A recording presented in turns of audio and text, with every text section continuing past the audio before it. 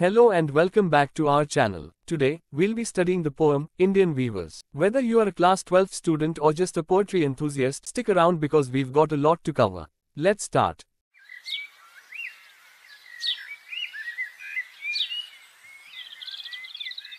Let's start with a brief introduction to the poet herself. Sarojini Naidu, also known as the Nightingale of India, was a remarkable Indian poetess, freedom fighter, and politician. She played a significant role in India's struggle for independence and was the first woman to become the president of the Indian National Congress in 1925. Sarojini Naidu is celebrated for her contribution to Indian literature through her poems, plays, and essays. Some of her other famous works include In the Bazaars of Hyderabad, The Golden Threshold, and The Feather of the Dawn.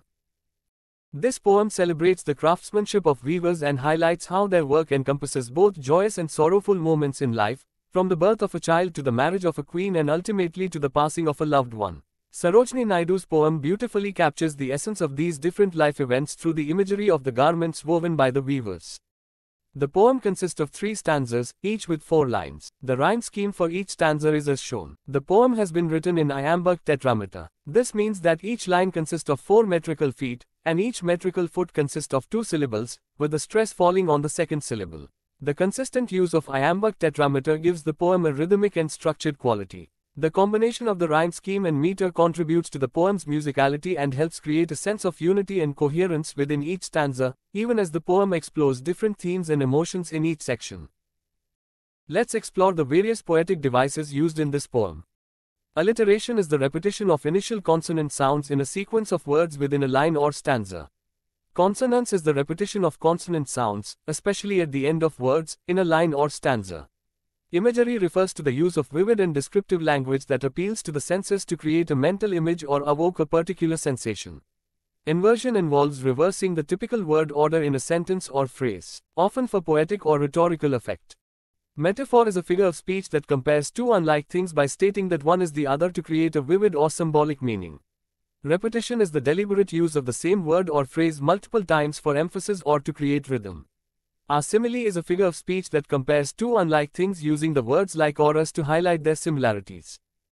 Indian Weavers by Sarojini Naidu sums up the life of human beings on earth in 3 main stages by using symbols like clothes and times of the day. The journey of life begins with one color, blue, which means joy and happiness. It continues with the addition of a number of colors, green and purple, which means seriousness also enters into life along with joy. Life is more active in this stage than in the first stage. In the final stanza, all the colors vanish away and a single color, white, remains, which means emotions are connected with life, and when the person dies, emotions also die.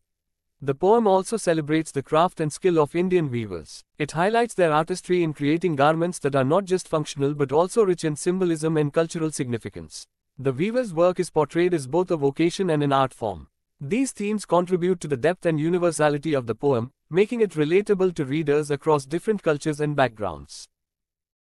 Weavers, weaving at break of day. Why do you weave a garment so gay? Blue as the wing of a halcyon wild. We weave the robes of a newborn child. Break of day refers to the early morning, just before the sun rises. Gay, here, means brightly colored or showy. Halcyon is a type of bird known for its striking blue plumage. It also refers to a period of time characterized by peace, happiness and tranquility. The poet begins by addressing the weavers, who are busy at work early in the morning, at the break of day. This sets the scene for the poem and introduces the weavers as the central focus. The poet questions the weavers about the purpose of their weaving and why they are creating such a cheerful and vibrant garment.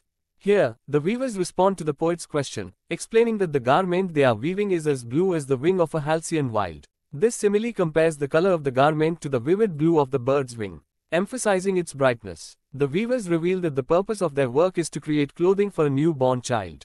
This line indicates that the colorful garment they are weaving symbolizes the joy and innocence associated with the birth of a baby. Weavers, weaving at fall of night. Why do you weave a garment so bright? Like the plumes of a peacock, purple and green. We weave the marriage veils of a queen. Fall of night means the evening or the time just before nightfall. Plumes are the large feathers of a bird, especially those that are colorful and ornate. A garment is an article of clothing or attire. Throughout the poem, the weavers are weaving different kinds of garments, each with its own purpose and symbolism. The poet addresses the weavers again, this time in the evening as they continue their work. The change in the time of day indicates a shift in the subject matter of their weaving. Similar to the first stanza, the poet questions the weavers about the purpose behind their weaving, specifically why they are creating such a brilliant and luminous garment. In response to the poet's question, the weavers describe the garment they are creating as being as colorful and vivid as the purple and green plumes of a peacock. This simile highlights the striking and vibrant nature of the garment. The weavers reveal that the purpose of this brightly colored garment is to fashion the marriage veils worn by a queen on her wedding day. Weavers, weaving solemn and still. What do you weave in the moonlight chill? White as a feather and white as a cloud. We weave a dead man's funeral shroud. Solemn means serious, grave, or characterized by a formal and dignified manner. Moonlight chill refers to the coldness of the night illuminated by the moon. A funeral shroud is a cloth or garment used to wrap the body of a deceased person before burial or cremation. The poet once again addresses the weavers, but this time the focus is on their work being done in a quiet and serious manner, with a hint of sorrow and grief, described as solemn and still. The poet inquires about the nature of the weaving the weavers are engaged in during the cold moonlit night, suggesting that this particular work is different from the previous stanzas. As the poet fails to figure out what the cloth is and why they are sorrowful and silent, she asks them what they are weaving rather than why they are weaving. In response to the poet's question, the weavers describe the color and appearance of what they are weaving. They say it is as white as a feather or a cloud, that is colorless and lifeless. It might also indicate its purity. The weavers reveal that they are crafting a funeral shroud for a deceased person. The choice of color and the solemnity of the task reflect the somber and respectful nature of this final act.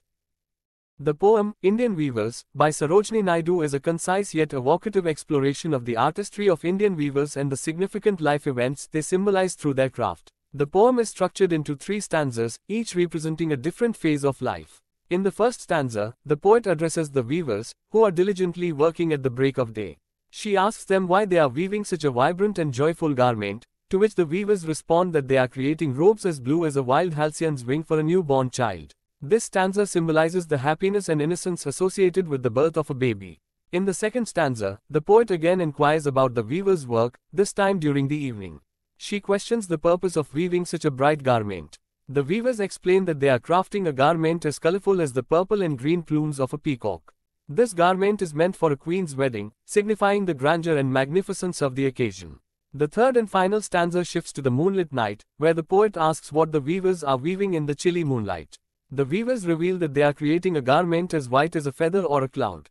This garment is a funeral shroud for a deceased person, emphasizing the solemnity and dignity associated with death. That concludes today's video. If you have any questions or would like us to cover more literary topics, please leave a comment below. Don't forget to like and subscribe for more educational content.